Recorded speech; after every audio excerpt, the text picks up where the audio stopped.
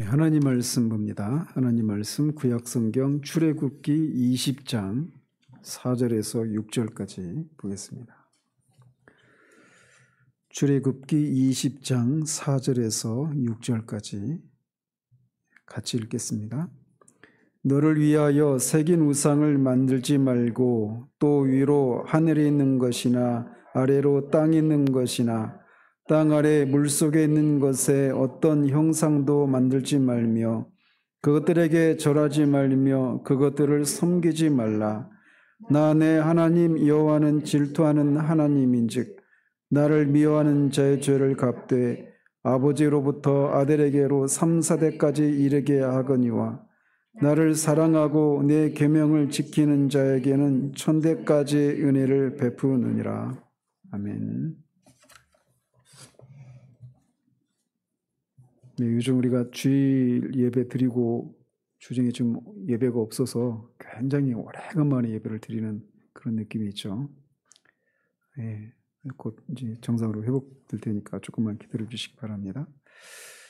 우리가 지난 주일까지 해서 2번에 걸쳐서 1계명을 살펴봤고요. 오늘은 2계명에 대해서 살펴보도록 합니다.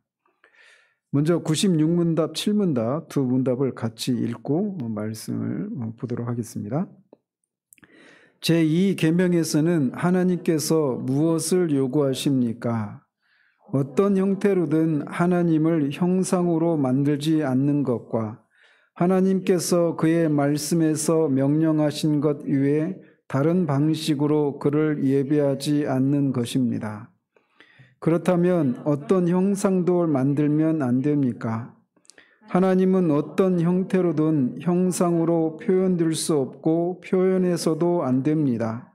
피조물은 형상으로 표현할 수 있으나 그것을 경배하기 위해 또는 하나님께 예배하는 데 사용하기 위해 형상을 만들거나 소유하는 일은 금하셨습니다. 자, 1계명이 지난주에 살펴본 것처럼 이 세상에는 신이라고 불리는 존재들이 많이 있지만 그들은 존재하지 않는 것들이고 오직 유일하신 참 하나님 한 분만이 참 하나님심을 믿고 인정하고 그분에게 합당한 경배와 영광과 존귀를 돌려드려야 된다라고 하는 것을 살펴봤습니다. 즉 하나님만 섬겨야 된다라고 하는 것을 1계명이 말해주고 있었어요.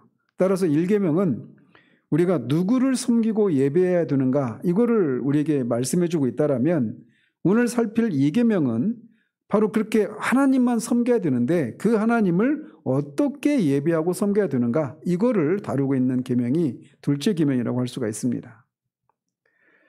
성경을 통해서 계시된 하나님은 말씀을 통해서 우리에게 요구하는 그런 방식대로만 하나님을 섬기고 예배해야 된다라고 강조하고 있습니다.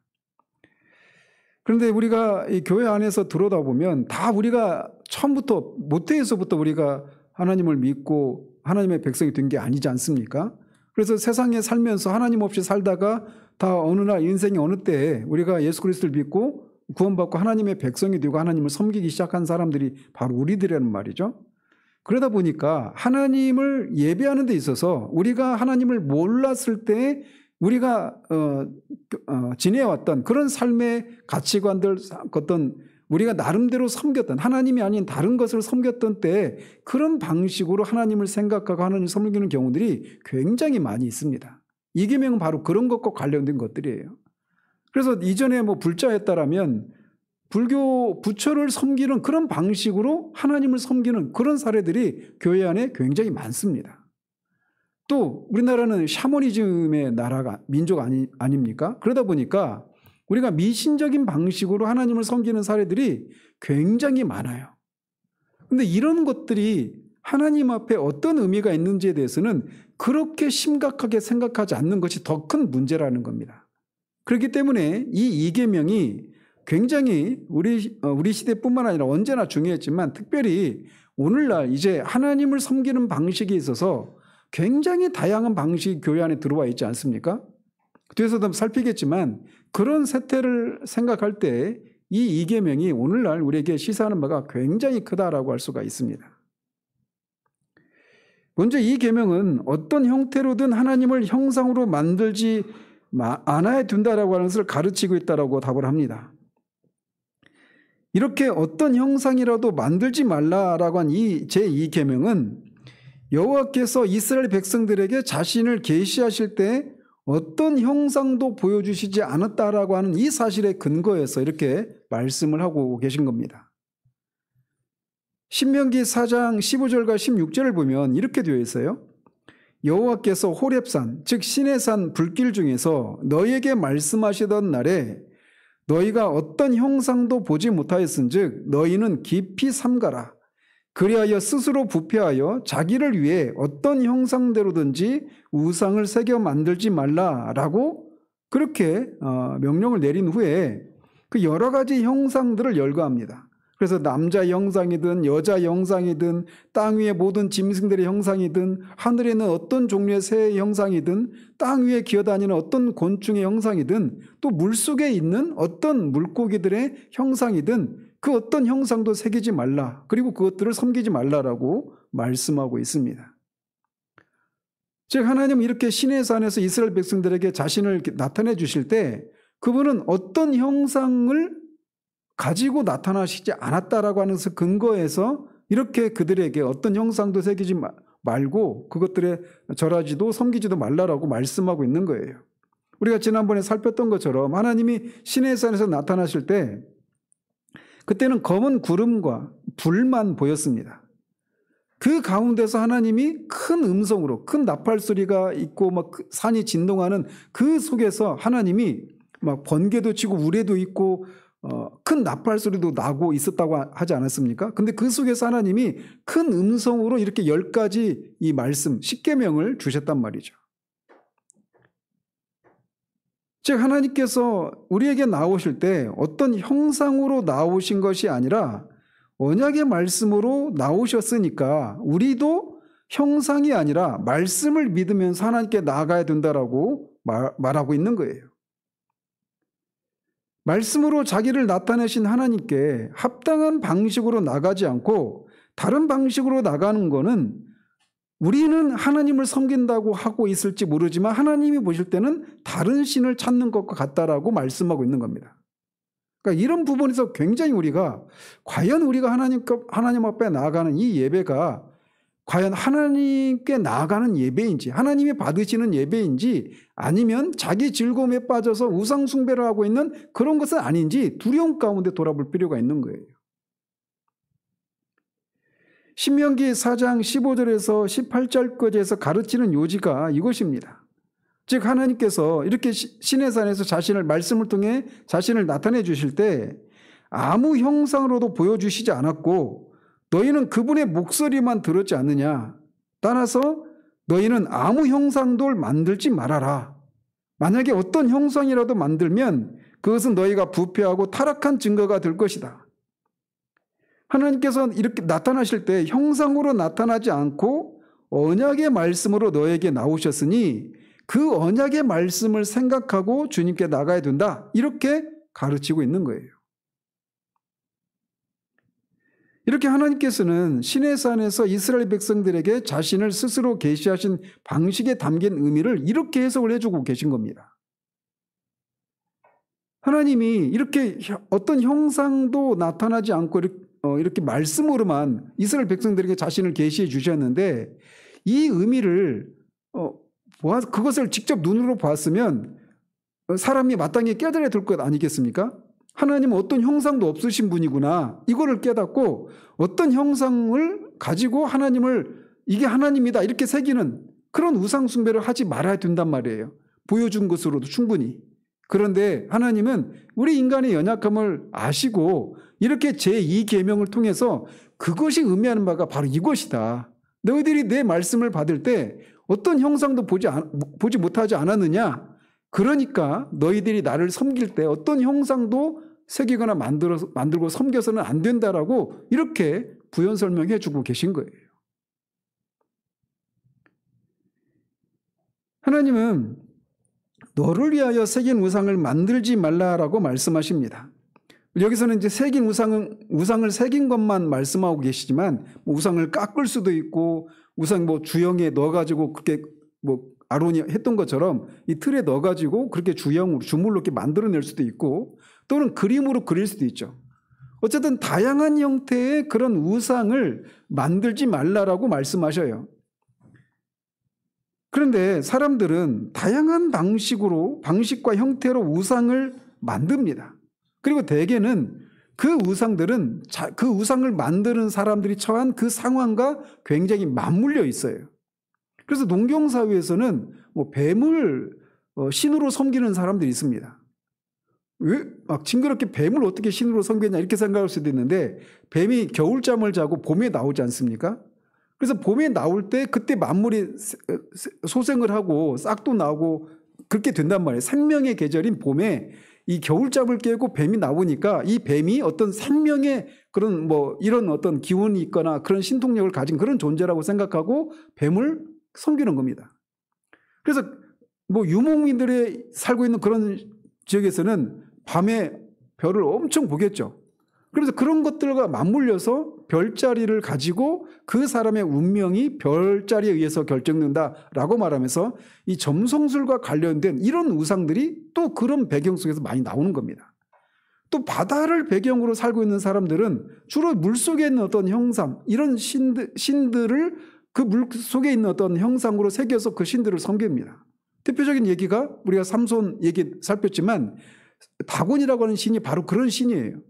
그래서 이 형상이 물고기 형상을 가지고 있는 신이 다곤이었습니다. 근데 어쨌든 이렇게 각종 우상을 만들고 섬기는데 이 우상을 섬기는 과정이 처음에 이렇게 이 각 사람들이 우상을 만들 때 처음부터 어떤 자신들이 만든 그 어떤 조각상이나 이런 것들이 이게 신이다 이렇게 생각은 하지 않습니다. 처음부터. 오히려 그들도 자신들이 믿고 싶은 어떤 신을 이 형상, 조각이나 어떤 이런 걸 가지고 이것이 그 신을 상징하는 존재이지 이 상 자체가 신이다 이렇게 생각은 하지 않아요. 처음부터는.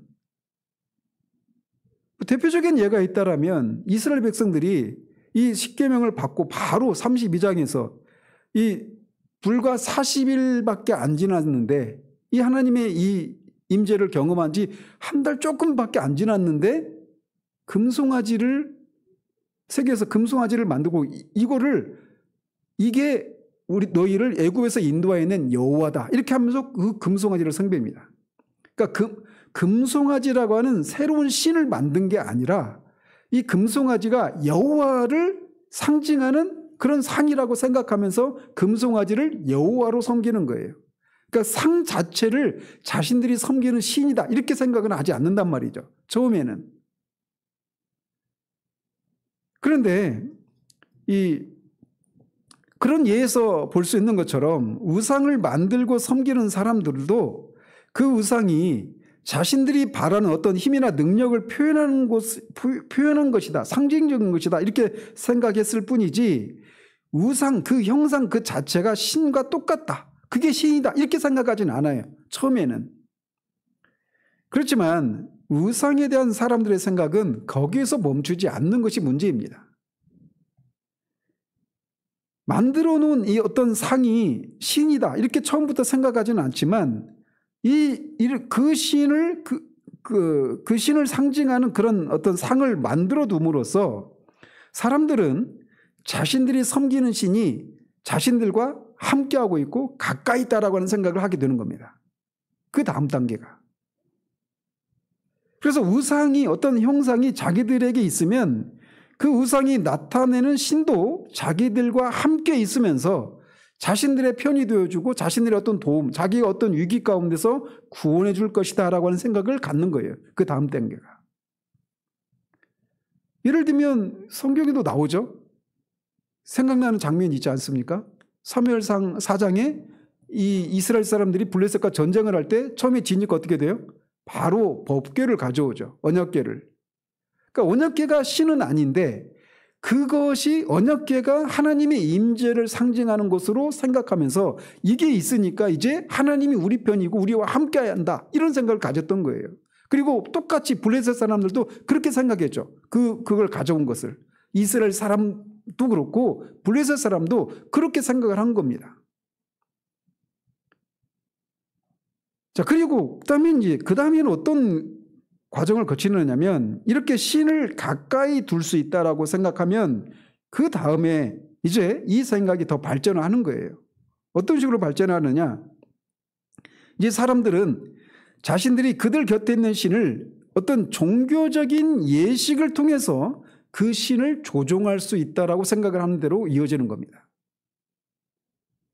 예를 들면 바알 숭배의 경우에도 그렇죠. 그래서 바알 숭배는 이 바알이 이 비를 관장하는 그런 신으로 섬겼어요. 그래서 이 엘리야 때 가뭄이 들지 않습니까? 3년 반 동안 바알 숭배가 만연한 그 이스라엘에 하나님이 기근을 내리시는 거예요. 그리고 바알이 비를 관장하는 신이 아니라 하나님만이 진짜 살아계신 하나님이시고 그 하나님이 천지 만물을 주관하시는 살아계신 하나님이라고 하는 것을 드러내신단 말이에요.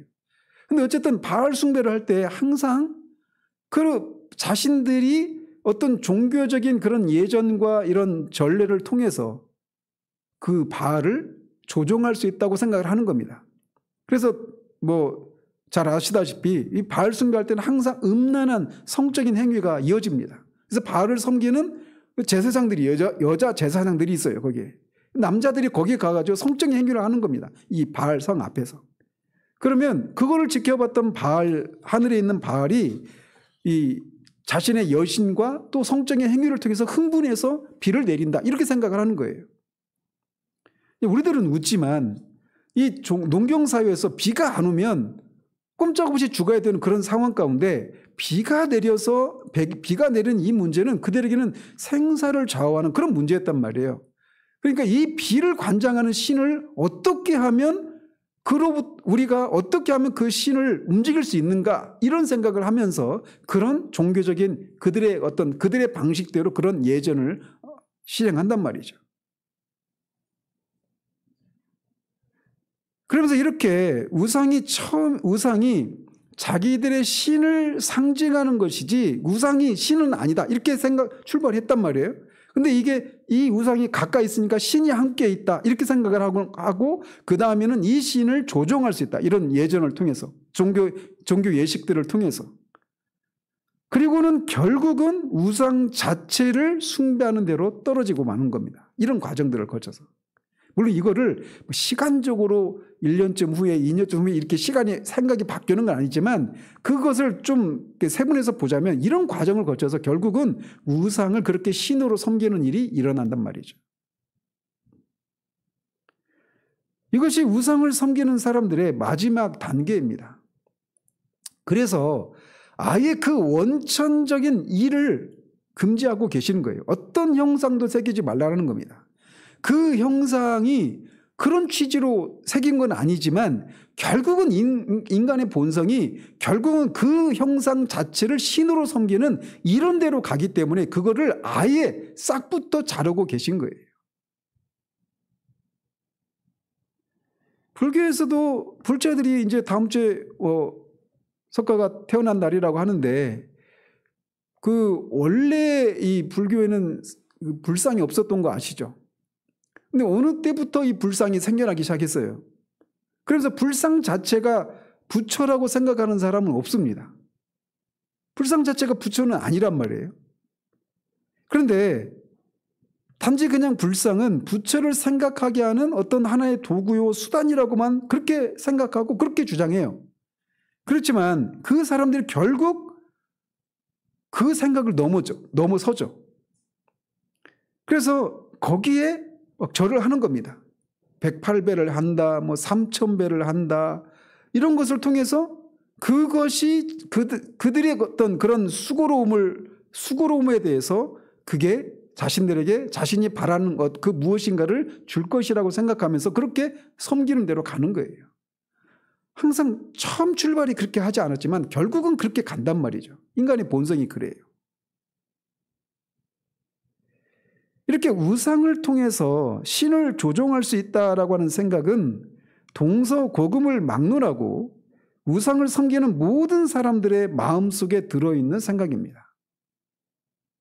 동양 우리들 같은 동양 사람들만 그런 게 아니라 서양인들도 마찬가지예요. 옛날 사람들만 그런 것이 아니라 지금 현대 시대에도 마찬가지입니다. 비록 섬기는 우상의 형태는 각각이라 할지라도 그 우상을 섬기는 사람의 마음속에 있는 동기는 동일합니다. 그 동기에 대해서 하나님은 너를 위하여 새긴 우상을 만들지 말라라고 한 이 말씀에서 말씀하고 있듯이 우상을 섬기는 동기는 자기 자신을 위해서입니다.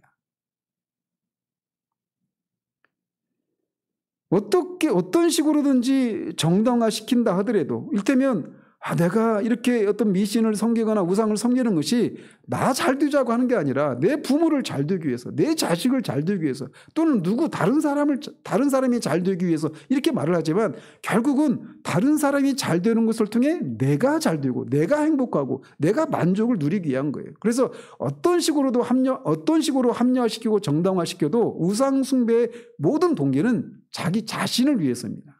자기의 행복을 위해서 우상을 섬기고 그들이 신이라고 주장하는 것들을 섬기는 거예요.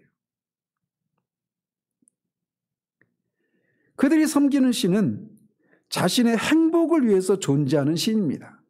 이게 모든 이교의 뿌리에 있는 거예요.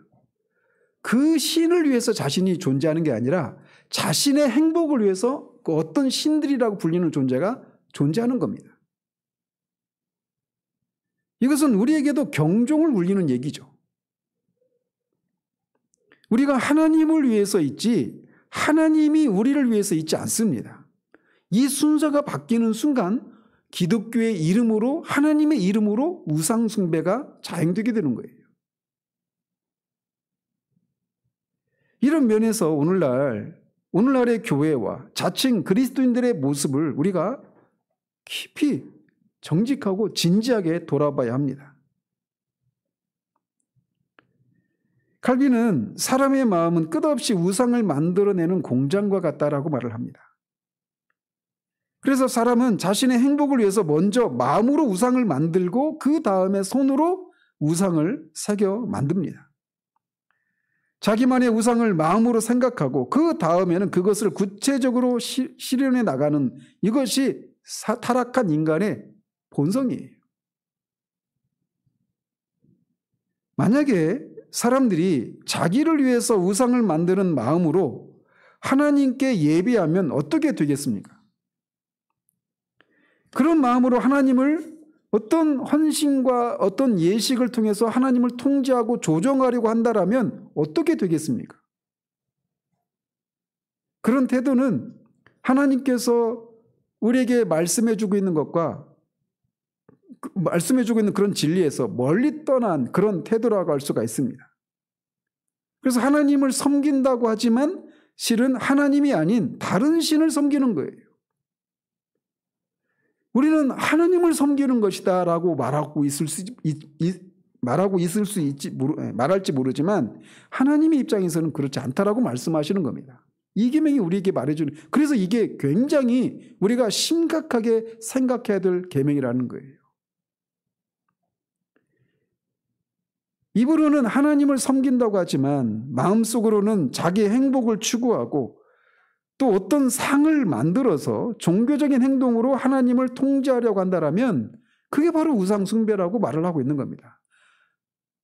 심지어 비록 우리는 이게 우상 숭배를 어떤 형상을 만들어서 그거를 섬기지 않기 때문에 우리는 우상 숭배를 하지 않고 있다 이렇게만 생각할 수가 없는 거예요. 우상 숭배의 동기가 자기 행복을 위해서 우상을 섬기는 것 아니겠습니까?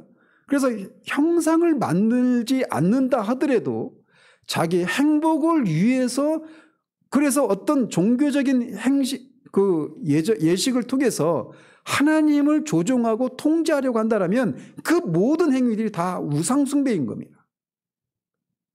이런 면에서 이게 교회 안에서 오늘날 한국교회 안에서 아무런 문제의식 없이 그렇게 행해지고 있는 일들이 굉장히 많이 있다는 것이 우리들의 현실이에요. 이를테면 40일 금식 기도를 한다. 100일 작정 기도를 한다. 그 자체를 하지 말라는 게 얘기가 아닙니다. 근데 그런 것들을 하고 그런 것을 통해서 하나님을 감동시키려 한다던가 또는 많은 헌금을 한다든가 뭐 주일 성수 11조를 빠지지 않고 한다든지 또는 교회 봉사를 뭐 하는 것을 통해서 그런 것들을 통해서 하나님을 조종하고 통제하려고 한다면 이 모든 것들은 다 우상숭배가 될 수 있다는 거예요. 아주 교묘하게 위장된 우상숭배를 하고 있는 겁니다.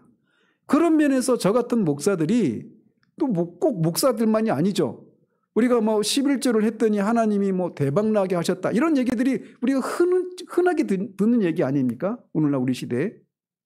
그러니까 11조라고 하는 것을 드리는 것을 통해 하나님으로부터 하나님을 감동시키고 그 무엇인가를 얻어내려고 하는 이런 모든 동기들을 우리는 아무렇지도 않게 가르치고 그렇게 듣고 그렇게 알고 있어요. 하나님의 이름으로, 기독교의 이름으로. 이런 기도와 헌신은 하나님께서 결코 들어주시거나 받지 않으십니다. 탐심은 우상숭배라고 성경이 말하고 있지 않습니까? 따라서 탐심을 품고 기도하는 것은 하나님께서 듣지 않으십니다. 따라서 이렇게 사람에게 근원적으로 우상을 섬기는 마음이 있는 것을 아시는 하나님께서는 내 형상을 만들지 말라라고 말씀하고 있는 거예요. 우상을 섬기는 것과 같은 그런 마음으로 나를 섬기지 말라라고 말씀하고 있는 겁니다. 너를 위하여 새긴 우상을 만드는 심정으로 나에게 나오지 말라 이렇게 말씀하고 있는 거예요. 이런 면에서 우리가 얼마나 하나님 앞에 나아갈 때마다 어떻게 보면 주일마다 우리가 하나님 앞에 나아간 그 모든 예배들이 도무지 하나님이 받으실 수 없는 것을 드리면서 이거나 받으십시오라고 하는 이렇게 강요하고 있는 이런 현실이 우리들의 현실은 아닌가 우리가 두려움 가운데 돌아볼 필요가 있는 거예요. 예레미야 때도 그걸 계속 말씀하시지 않습니까? 누가 제발 좀 예루살렘 성문을 좀 막아달라. 제발 나한테 예배하려고 위해서 제사하기 위해서 오는 사람들의 그 발걸음을 좀 막아달라. 이렇게 하나님이 말씀하시지 않아요? 그렇게 제사를 드리라고 하나님이 명령하셨는데 그거를 막아달라고 하시는 거예요. 그리고 그렇게 예배드린 사람이 예루살렘에 많이 있었지만 하나님을 예배하는 사람이 한 사람들 있으면 좀 찾아봐 달라. 이렇게 말씀하시는 겁니다. 왜? 그 모든 예배가 모든 제사가 다 우상을 섬기는 나를 위해서 하나님께 제사를 드리는 우상 숭배를 하고 있었기 때문에 하나님이 그걸 금지하고 계신 거예요. 그런 면에서 우리 시대의 기독교를 보십시오. 기복적인 그런 신앙, 번영신학 이게 대세를 이루고 있지 않습니까? 성령 충만해서 대박나는 거, 성령 충만해서 모든 재정의 어려움이 돌파되고 깨어진 관계가 돌파돼서 회복이 되어지고 온통 나를 위해서 하나님의 능력을 끌어와서 그렇게 내가 행복하고 내가 만족하는 그런 삶을 위해서 하나님을 섬기는 그리고 그것에 대해서 그것을 얻기 위해서 얼마나 열심을 내고 그래서 그걸 얻어낸 사람이 굉장히 신령한 사람이고 영적으로 성숙한 사람이고 그런 교회가 아주 껴있는 교회이고 이런 인식이 한국교회 안에 팽배해 있습니다. 우리 시대가 이런 시대예요. 그런 측면에서 우리가 이 계명을 한번 진지하게 살펴보면 우리의 마음을 찢을 수밖에 없는 그런 현실이 우리 가운데 있다는 겁니다. 따라서 하나님께서 이렇게 언약의 말씀과 함께 우리에게 나오시기 때문에 우리도 역시 그분의 말씀으로 하나님께 나아가야 합니다. 그 길을 버리고 어떤 우상을 만들어서 하나님께 나아간다면 그는 신의 산에서 자신을 계시하신 하나님과는 아무 관계도 없는 곳으로 나아가게 될 것입니다. 신의 산에서 하나님이 그렇게 이스라엘 백성들에게 보이셨을 때 어떤 형상도 보이지 않으셨어요. 그리고 그 하나님은 불과 그 깊은 흑암 가운데 그렇게 나타나셨습니다. 그리고 그 장면을 지켜봤던 이스라엘 백성들이 너무나 두렵고 떨려서 자신들이 죽을까 봐 하나님이 직접 우리에게 말씀하게 하지 말고 하나님이 모세에게 당신에게 말하고 모세 당신이 우리에게 말해달라고 그렇게 요청을 했습니다. 그 하나님의 그 어미로우심, 어떤 형상도 없는 그 가운데서 그 어미로우신 모습으로 그렇게 이스라엘 백성들에게 계시해 주셨단 말이에요. 근데 바로 그런 하나님을 어떤 피조물의 형상으로 만드는 것. 아무리 크게 만들어도 여전히 그거는 피조물에 불과하단 말이죠. 그렇기 때문에 하나님께서는 이 계명에서 너희가 나를 섬길 때 우상을 만들고 섬기는 방식과 마음으로 섬겨서는 안 된다고 분명하게 가르쳐주고 계신 겁니다. 이 계명에서 말씀하고 있는 핵심이 바로 이거예요. 하나님께서는 스스로를 낮추셔서 언약의 말씀과 함께 사람에게 나오셨습니다. 즉 하나님은 이스라엘 백성을 우리를 사랑하셔서 자신을 낮추시고 인간들과 언약을 맺으셨어요. 그랬는데 그분의 백성이 하나님께서 자신들을 구원해 주신 것에 대해서 바르게 응답하지 않고 여전히 우상을 통해서 자기 행복을 추구하려고 하는 그런 동기로 나온다라면 이거는 은혜를 바르게 알지 못하는 태도이고 언약의 핵심을 부인하는 것입니다. 1계명에서 말하는 그릇된 대상을 찾아가는 것이나 2계명에서 말하고 있는 그릇된 방식으로 예배하는 것은 모두 언약의 핵심을 거스른다고 하는 점에서 같습니다. 즉 하나님이 보시기에는 1계명을 어기는 것과 2계명을 어기는 것은 같은 의미를 지닌다라는 거예요. 그래서 하나님은 다른 대상을 섬기거나 하나님이 아닌 다른 대상을 섬기거나 하나님께서 정하신 방식과 심정으로 바르게 섬기지 않는 우상 숭배자들에 대한 무서운 경고를 1계명, 2계명을 말씀하시고 나서 2계명 끝에 말씀하고 있는 겁니다. 1계명을 어겨도 2계명 끝에서 말하고 있는 이게 그들에게도 해당이 돼요. 그래서 1계명과 2계명은 본질상 같은 것이기 때문에 그렇다고 해서 다른 것이지만 그것을 어기는 것은 결국은 하나님이 기뻐하시지 않는 것이기 때문에 2계명 끝에 이 우상 숭배자들을 향한 경고, 무성 경고를 하고 계신 거예요. 어떻게 경고하고 계시느냐면 나 여호와 너희 하나님은 질투하는 하나님인즉 나를 미워하는 자의 죄를 갚되 아비로부터 아들에게로 3, 4대까지 이르게 하거니와 나를 사랑하고 내 계명을 지키는 자에게는 1000대까지 은혜를 베푸느니라 라고 말씀하십니다. 여기서 놀라운 거는 하나님은 이 말씀을 통해서 우상 숭배자를 나를 미워하는 자 이렇게 말씀하고 계시다라는 겁니다. 하나님의 말씀대로 순종하지 않고 우상을 만드는 사람이나 잘못된 방식으로 하나님을 섬기는 사람을 가리켜서 하나님은 나를 미워하는 자 이렇게 말씀하고 있는 거예요. 그런데 이렇게 우리가 생각하지 못하죠. 하나님을 사랑하기만 하면 섬기는 방법이야 크게 문제될 것 없다 이렇게 말씀하고 있는 것이 아니라 너는 나를 미워하는 자다 이렇게 말씀하시는 거예요. 그렇게 말씀하시고 나서 그렇기 때문에 너의 이 잘못에 대해서는 3, 4대까지 내가 죄를 묻겠다라고 말씀하시는 겁니다. 즉 네가 너의 행복을 위해서 이게 우상을 섬기는 동기인데 그런 동기를 가지고 나를 섬기고 찾아온다면 나는 너의 자식뿐만 아니라 손자와 증손자에 이르기까지 3, 4대에 이르기까지 너의 죄에 대해서 묻겠다 이렇게 말씀하고 있는 거예요. 그러니까 하나님이 원하시는 방식대로 지시하시는 방식대로 하나님을 예배하고 섬기지 않는 것에 대해서 하나님이 이렇게 무섭게 경고하고 계시는데 오늘날 우리는 이것에 대해서 그렇게 무섭게 생각하지 않는다라는 겁니다. 어쨌든 내가 하나님을 섬기지 않는 사람에 비해서 나는 주일날 여기 와서 하나님을 예배하고 있지 않느냐.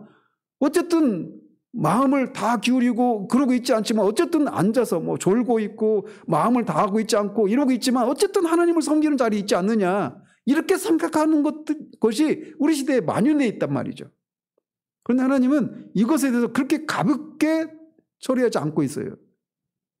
네가 나를 섬긴다고 하지만 잘못된 동기로 나를 섬기고 있다라면 너는 나를 섬기는 것이 아니라 섬기는데 뭔가 조금 부족한 방식으로 나를 섬기고 있는 것이 아니라 나를 미워하는 것이다. 이렇게 말씀하고 있는 거예요. 그 하나님을 바른 방식으로 예배하는 것에 대해서 우리가 하나님이 어떻게 바라보시는가를 우리가 정말 진지하게 두려움 가운데 돌아볼 필요가 있다는 겁니다. 우리 시대에는 이것에 대해서 너무나 가볍게 지나가고 있어요. 하나님은 이렇게 나를 미워하는 죄는 자손에 이르기까지 3, 4대에 이르기까지 반드시 그 죄값을 물으시겠다라고 말씀하시면서 그 이유를 이렇게 말씀하십니다. 나 내 하나님 여호와는 질투하는 하나님이시다.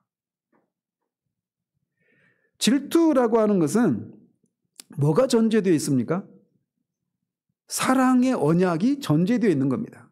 하나님과 하나님의 백성 사이에 사랑의 언약 관계가 있는데 이 사랑의 언약을 깬 것에 대해서 남편 되신 하나님이, 신랑 되신 하나님이 분노하고 계시는 이것을 말씀하고 있는 거예요.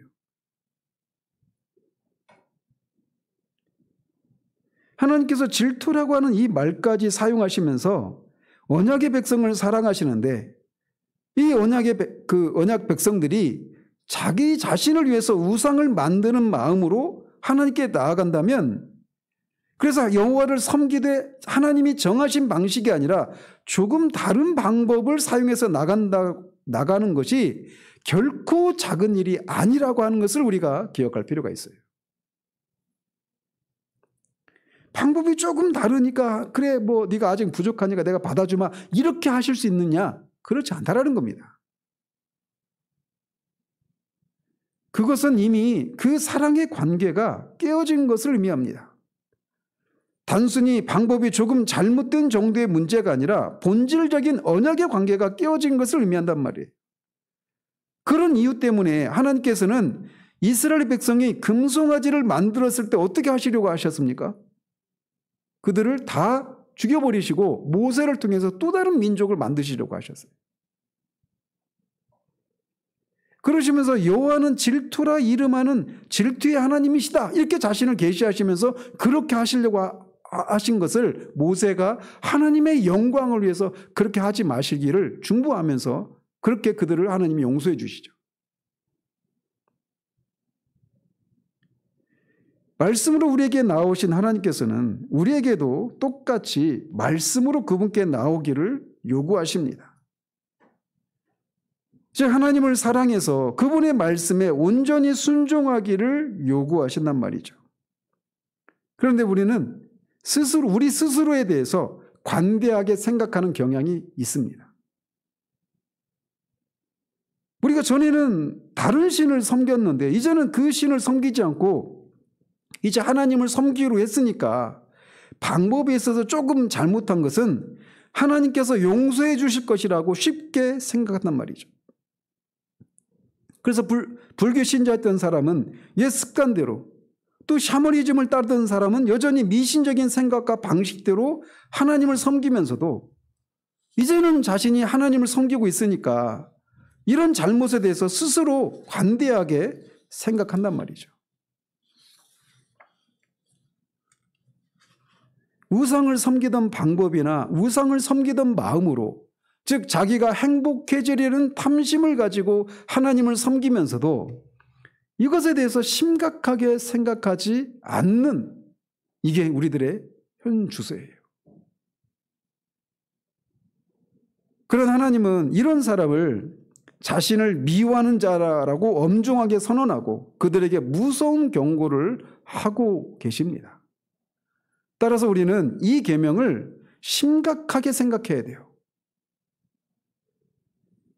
이 계명을 심각하게 생각하지 않는 사람은 하나님을 사랑과 경배의 대상으로 받아들이지 않게 되기 때문에 그렇습니다. 마치 하나님이 도무지 받으실 수 없는 것을 드리면서 이거나 드시고 드세요라고 한 이런 신성 모독적인 행위를 아무런 두려움 없이 하고 있을 수 있단 말이죠. 구원해 주신 것에 대한 은혜에 감사하고 겸손한 믿음으로 나아가기는커녕 그런 태도로 나가는 사람은 하나님을 다 어떤 개념으로 생각하고 있느냐면 하나님을 어떤 자신을 지키는 수호신처럼 생각하는 겁니다.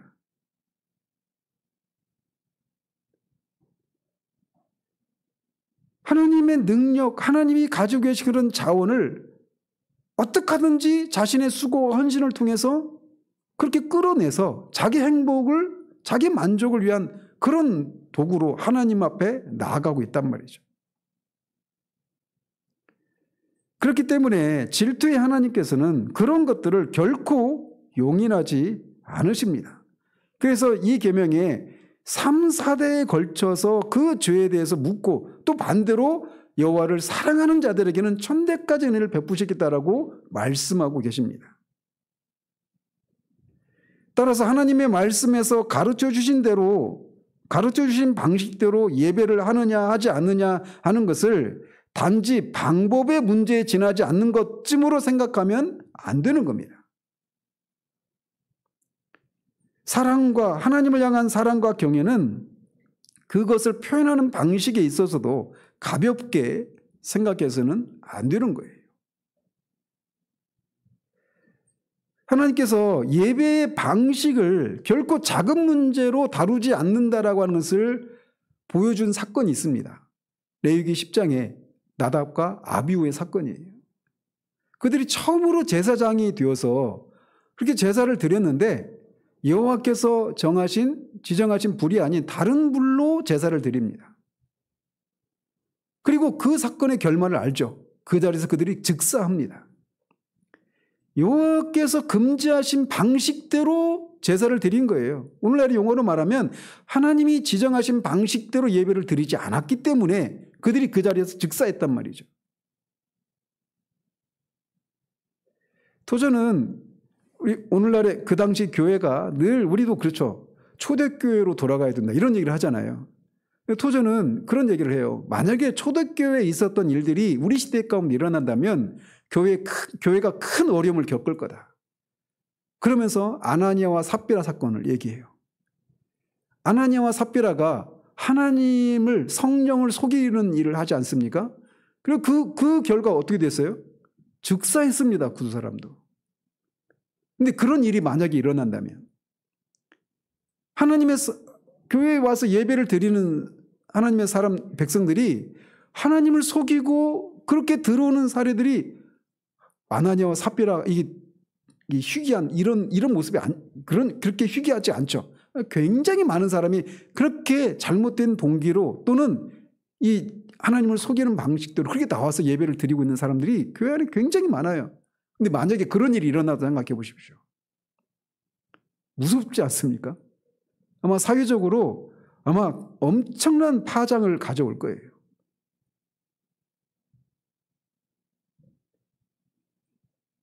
따라서 하나님이 이렇게 예배를 드리는 방식에 있어서도 하나님은 결코 가볍게 넘어가지 않으시는 이런 사례들을 통해서 우리는 하나님을 예배하는 방식에 있어서도 우리는 매우 진지하고 정직하고 말씀이 요구하는 대로 그렇게 하나님을 섬겨야 된다는 생각들을 늘 하고 하나님 앞에 나아가야 합니다. 내가 하나님을 사랑하니까 하나님께 나아가는 방법은 덜 중요하다거나 혹은 내 마음에 우상을 섬기는 마음, 즉 자기 행복을 조금 추구하는 마음으로 나가는 것은 괜찮다. 이런 식으로 생각해서는 안 되는 겁니다. 예배의 방법이 중요하다라고 하는 것은 예배의 목적을 생각할 때 더 분명해집니다. 하나님께서 우상으로 하나님의 형상을 만들지 말라라고 하신 이 궁극적인 이유는 바로 우리를 하나님의 형상으로 창조하셨기 때문입니다. 이게 무슨 말이냐? 하나님과 하나님의 백성과의 관계는 바로 이거예요. 하나님의 형상으로 지음받았다. 이 얘기는 뭡니까? 우리가 하나님이 인간을 하나님의 형상으로 지었다 이렇게 말씀하시잖아요. 성경이. 인간이 하나님의 형상이라는 얘기는 하나님을 반영하는 존재예요. 즉 인간의 존재와 삶을 통해 그의 창조주 하나님이 어떤 분이신가를 드러내는 그런 존재로 인간이 창조되었다라고 하는 것을 말하는 겁니다. 그래서 우리가 알다시피 인간이 타락했죠. 그리고 하나님의 형상, 하나님의 형상의 일부를 잃어버리죠. 지식과 거룩과 의라고 하는 이 본질적인 이 하나님의 형상을 잃어버려요. 그런데 그런 사람들 중에 일부를 하나님이 구원하십니다. 그래서 하나님의 형상과 관련해서 성경은 뭐라고 말을 하냐면 구원받은 사람을 하나님의 형상으로 새롭게 된 사람 이렇게 표현합니다. 그래서 구원받은 사람의 존재 이유는 뭐냐면 하나님이 처음 그를 창조하셨던 그 목적을 다시 복원하는 것이다 이렇게 말할 수 있는 거예요. 따라서 이번 주일에도 제가 말씀 전했던 것처럼 구원받은 하나님의 백성들의 존재 이유 그리고 그런 사람들의 모임인 교회의 존재 이유는 뭐냐면 그들의 존재와 삶을 통해서 하나님의 어떠하심을 반영하고 드러내는 것 그것이 구원받은 사람들의 존재 이유이고 목적이고 교회의 존재와 이유와 목적이란 말이에요. 따라서 이 목적을 위해서 하나님의 영광을 하나님의 어떠하심을 드러내도록 하기 위해서 하나님을 어떠하심을 드러내는 이 목적을 위해서 우리가 구원을 받은 거란 말이에요. 이것이 우리의 존재 이유라고 하는 것을 우리가 생각할 때 우리가 이 예배 방식이 중요하다라고 하고 그것과 연결이 되어 있습니다. 구속의 은혜를 통해서 하나님의 형상으로 새로 지으심을 받은 백성이 하나님과의 거룩한 교제 가운데 살고 하나님을 닮아감으로써 하나님의 백성들 안에서 거룩과 의와 이 진실함, 지식이 있도록 하신 거예요. 하나님을 이 땅에 나타내는 이 영광을 하나님이 다른 피조물들에게 주신 것이 아니라 그리스도의 피로 구속받은 신자들에게만 이런 특권을 주신 것입니다. 하나님의 영광을 드러내도록. 이것은 사람이 생각할 수 없는 영광이고 특권이라고 할 수가 있습니다. 이것은 하나님을 사랑하는 사람만이 누릴 수 있는 특권입니다. 주님과 거룩한 교제 가운데서 우리의 존재와 삶을 통해서 이 땅에 주님의 어떠하심을 나타내도록 하시려고 우리에게 이 계명을 주셨기 때문에 바로 이 목적을 나타낼 방법도 동일하게 중요할 수밖에 없다라는 것입니다. 우리의 존재와 삶을 통해서 하나님의 영광과 하나님의 어떠하심을 드러내야 하는데 그걸 위해서 우리가 부르심을 받았고 구원받았는데 그거를 드러내는 방식인 예배 방식, 이 방식이 이방의 종교와 다른 하나님을 모르는 사람과 똑같은 방식, 똑같은 동기로 나가는 것은 있을 수가 없다는 말이죠. 예배의 목적을 생각할 때도 예배 방식도 중요하다는 거예요. 이런 면에서. 섬기는 방식의 문제가 중요하다고 하는 사실은 이 계명을 어기면 결국 제1계명도 범하게 된다는 데서도 알 수가 있습니다. 그래서 형상을 통해 하나님을 섬기면 결국 그 형상을 우상으로 섬기는 데까지 이른다라고 아까 그 몇 단계를 거쳐서 그렇게 간다고 말씀드리지 않았습니까? 그리고 그런 우상은 결코 하나님이 아니기 때문에 결국은 1계명을 어기는 거예요. 또 이 계명을 어기는 사람은 반드시 1계명을 적극적으로 어기는 데까지 나갑니다. 우연히 그렇게 가는 것이 아니라. 이런 사례를 우리는 이스라엘의 인류의 샘플과 같은 민족인 이스라엘 민족의 역사를 통해서 우리는 그걸 보는 겁니다. 그러니까 하나님께서 이스라엘이라고 하는 유대인들을 그렇게 하나님의 백성으로 불러내시고 이들의 사례를 통해서 그들에게 하나님이 이런저런 이적과 구원의 은혜를 베푸시고 율법을 주시고 하나님의 뜻이 무엇인가를 분명하게 그들에게 보여주신 후에 이들이 결국은 실패하지 않습니까? 그래서 인간 스스로 이것에 실패할 수 없다라고 하는 것을 보여주고 결국은 그 사람 밖에 구원자가 필요하다라고 하는 것을 그들의 실패를 통해서 보여주신 거란 말이에요. 이스라엘 민족의 존재 이유는 바로 그겁니다. 그런데 이들이 그렇게 결국은 이 계명을 어기는 그들이 결국은 1계명을 적극적으로 어기고 이 계명을 어기는 것을 통해 1계명을 어기는 그런 모습으로 끝나지 않았습니까?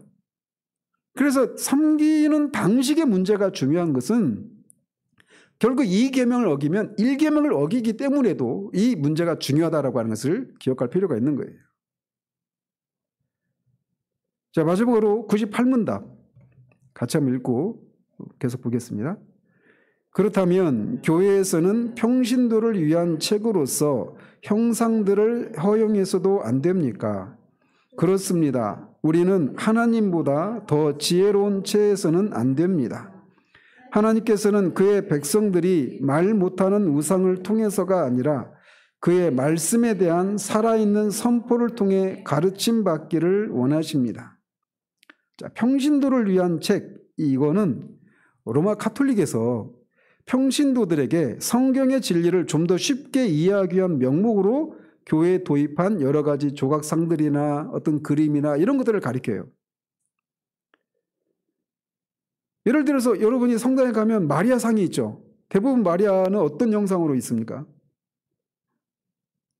혼자 있는 상도 있고 아기를 안고 있는 이런 상도 있죠. 근데 이게 마리아 숭배가 처음부터 교회에 들어온 게 아니에요.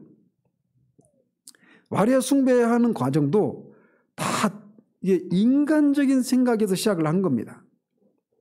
우리가 일반적으로 어때요? 아이들이 어떤 필요가 있을 때 누구를 통해서 말을 합니까? 대부분 아빠나 엄마 중에 엄마를 통해서 얘기하죠.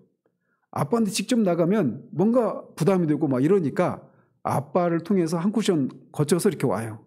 대부분. 그런 것처럼 우리가 예수님이나 또는 하나님께 나아갈 때 너무 두려우니까 그리스도의 어머니인 마리아를 통해서 그렇게 나간다. 이게 이제 사람들이 갖고 있는 이 생각, 인간적인 생각, 인간 사회 속에서 흔히 보여지는 이런 생각을 가지고 이제 신앙이 그렇게 투영을 한 겁니다.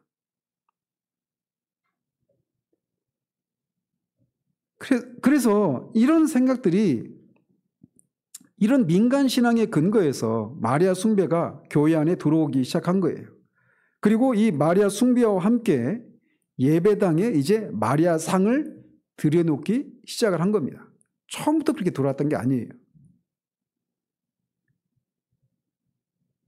그래서 이제는 마리아 상 앞에서 어떻게 합니까? 이제 사람들이 그 앞에서 절을 하거나 뭐 기도하거나 이러고 있어요. 말리지도 않죠. 그래서 많이 뭐 절을 했기 때문에 또는 많이 기도했기 때문에 마치 하나님이 그 사람의 수고에 어떤 응답이라고 하는 것을 통해 보상을 해 주셔야 될 것 같은 그런 생각을 갖게 하는 이런 우상 숭배가 성당 안에서 벌어지고 있는 겁니다. 그런데 이런 태도는 이방 종교와 다를 것이 하나도 없습니다. 근데 거듭 말씀드리지만 가톨릭만 그런다 이렇게 생각하시면 안 돼요. 앞에서도 말씀드린 것처럼 우리도 그런 어떤 상을 향해서 우리가 그 어떤 그 우상숭배를 하고 있는 건 아니지만 우리 마음의 동기가 얼마든지 우상숭배의 이 마음으로 하나님을 섬기고 있을 수도 있단 말이죠. 이 이외에도 이 로마 성당에 보면 뭐 천장이나 이 창문에 스테인드 글라스나 또는 이 그림이 그려져 있는 게 많죠. 뭐 천지 창조부터 막 그런 게 있잖아요. 이런 것을 통해서 평신도들이 그들이 진리를 조금 더 쉽게 이해할 수 있는 방식으로 그런 것을 도입을 한 겁니다. 교회 안에. 그거를 평신도를 위한 책 이렇게 얘기를 하는 거예요. 근데 이것도 허용해서는 안 되느냐? 이걸 묻고 있는 겁니다. 답은 허용해서는 안 된다라는 겁니다. 왜냐하면 예수님께서 우리가 진리를 가르치시는 방식이 예수님이 우리에게 진리를 가르쳐 주기 위해서 성육신 하시지 않으셨습니까? 선지자로서. 그죠? 말씀이 육신이 되어서 우리 가운데 거하신 하나님, 영원전부터 계신 하나님이신 분이 사람이 되셔서 우리에게 오셔서 우리에게 말씀을 가르쳐 주셨습니다. 말씀을 통해서 진리를 가르쳐 주셨단 말이에요. 하나님을 계시해 주셨단 말이에요. 따라서 지금도 예수님을 잘 믿으려면, 하나님을 잘 믿으려면 예수님이 취하신 것처럼 말씀을 통해서 그렇게 하나님을 알고 예수 그리스도를 아는 이런 것이 필요하다는 겁니다. 우리가 예수님보다 하나님보다 지혜로울 수는 없잖아요.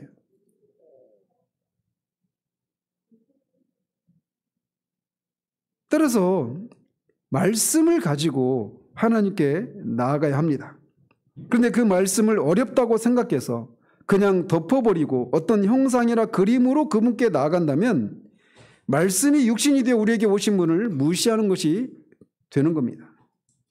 그분은 말씀을 가지고 오셨고 또 따라서 우리도 이 말씀을 가지고 그분께 나아가야 하고 그것 이외에 다른 방식으로 나아갈 수가 없는 겁니다. 따라서 주님께서는 지금도 여전히 그분의 말씀에 대한 살아있는 선포로 그분의 백성들에게 나아오십니다. 그러면 우리는 이것을 믿음으로 붙잡고 주님께 나아가는 거예요. 그것이 바로 주님을 바르게 섬기는 것입니다. 여기에다가 인간들의 어떤 생각을 덧붙이거나 가감해서는 안 됩니다. 그러니까 우리가 하나님 앞에 나아가는 이 예배의 중심에는 뭐가 있습니까? 그러니까 말씀이 있는 겁니다. 그래서 종교개혁자들이 말씀 중심의 예배를 그래서 드리는 겁니다. 말씀을 통해서 우리가 하나님을 만나니까. 말씀을 통해서 계시된 하나님을 우리가 바르게 알고 그 하나님을 바르게 예배할 수 있으니까 말씀이 항상 중심에 있는 거예요. 그런데 오늘날 예배를 보십시오. 찬양과 연극 혹은 워십 댄스와 같은 것을 통해서 하나님을 만나거나 하나님의 임재와 사랑을 경험하고자 하는 그런 예배들이 유행처럼 번져가고 있습니다. 그런 교회에서 우리 교회를 보면 굉장히 시대에 뒤떨어진 그런 교회의 모습으로 보여지겠죠. 활기도 없고 재미도 없고. 근데 제임스 패커가 그런 얘기를 했어요. 우리 시대 현대교회를. 현대시대의 교회를 자기 즐거움에 빠져 타락한 교회. 그가 얼마나 우리 시대를 잘 적확하게 표현했는지 모르겠어요. 자기 즐거움에 타락한 교회. 자기 즐거움에 빠져 타락한 교회.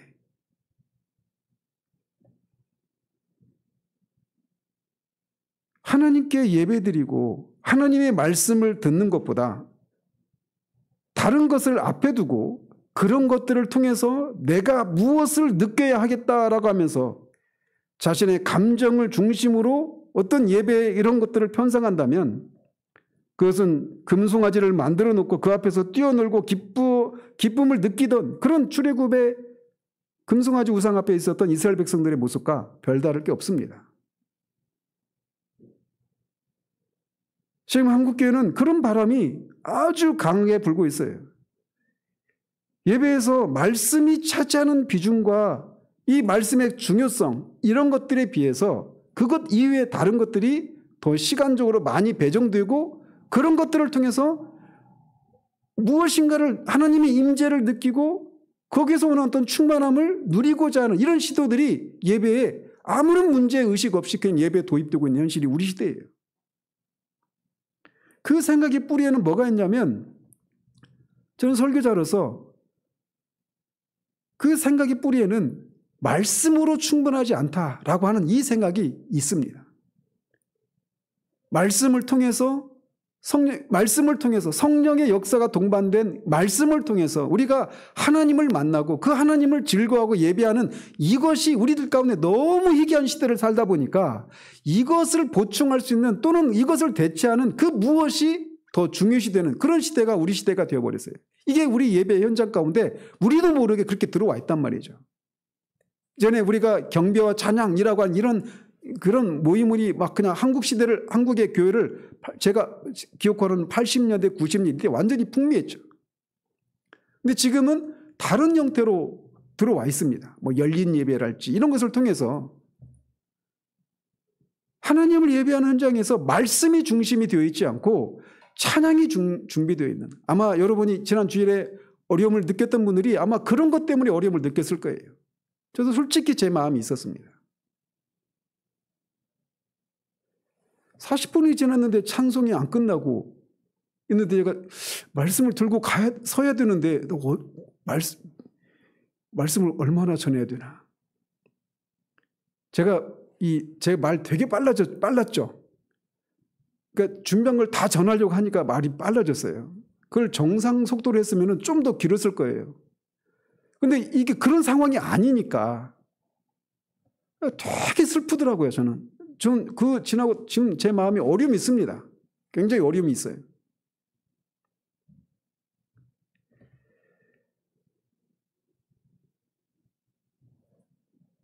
그런 현실에 대해서 비판적인 목소리가 그렇게 많지가 않습니다. 지나가면서 말씀드리자면 찬송은 말씀을 통해서 하나님이 누구시고 그 앞에 우리는 누구이고 그 하나님이 우리를 위해서 그리스도를 통해 하신 일이 무엇인가를 알고 그 일을 하시는 하나님의 어떠하신가, 하나님의 사랑 우리가 경험하고 누리면서 그것에 대한 반응으로 나오는 것이 찬송입니다.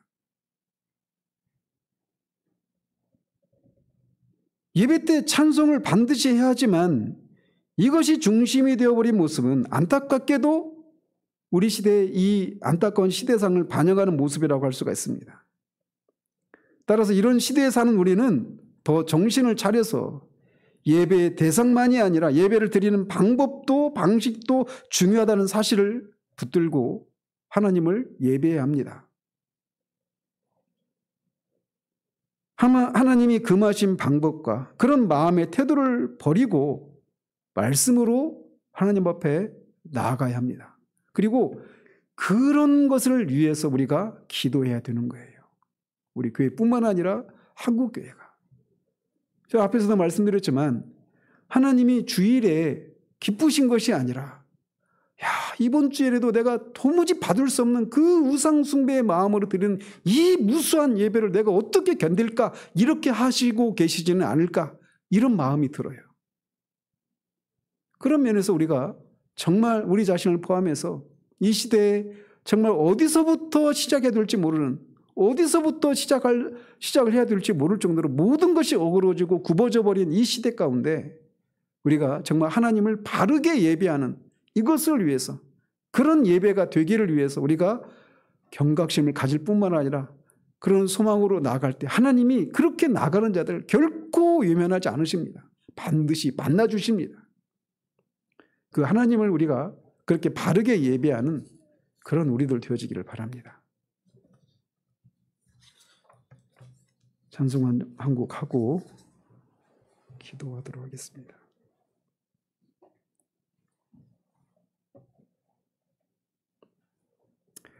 제가 먼저 기도하고 찬송하도록 하겠습니다. 기도하겠습니다. 하나님 아버지, 이 이계명이 얼마나 중요한지 우리가 모른 채 그냥 우리가 형상을 만들어서 하나님을 섬기고 있지 않기 때문에 나는 이 계명을 지키고 있다라고 생각하는 그런 사람들도 많은 것을 봅니다. 분명히 하나님을 예배하고 하나님을 섬긴다고 하지만 그 마음의 뿌리에는 우상을 섬기는 그런 동기와 마음의 태도를 가지고 이런저런 헌신과 예식으로 하나님을 조종하고 통제하려고 하는, 그래서 하나님을 우리를 지키는 수호신 정도로 마술 램프의 요정인 지니와 같은 그런 존재로 만들어버리는 그런 예배를 하나님께 드리면서도 그 이런 예배를 드리고도 그저 예배를 다 드렸다고 하며 희낙락하고 스스로 만족해하는 이런 예배를 우리는 드리고 있지 않은지 두려움 가운데 돌아볼 수 있기를 원합니다. 하나님 우리를 불쌍히 여겨주시옵소서. 정말 예레미야 시대에 하나님이 이스라엘 백성들에게 그렇게 선포하셨던, 경고하셨던 그 현실이 바로 우리가 살고 있는 이 시대의 현실인 것을 모든 교회들이 볼 수 있는 은혜를 허락해 주셔서 대대적인 회개의 역사가 교회 안에서 하나님 일어날 수 있게 되기를 원합니다. 그래서 하나님을 바르게 정말 예배하는 일들이 일어날 수 있도록 도우시고 그런 교회와 사람들을 통해 하나님의 영광을 드러내는 그런 부르심의 목적이 실현되는 일들이 있게 되기를 소원합니다. 예수 그리스도의 이름으로 기도합니다. 아멘.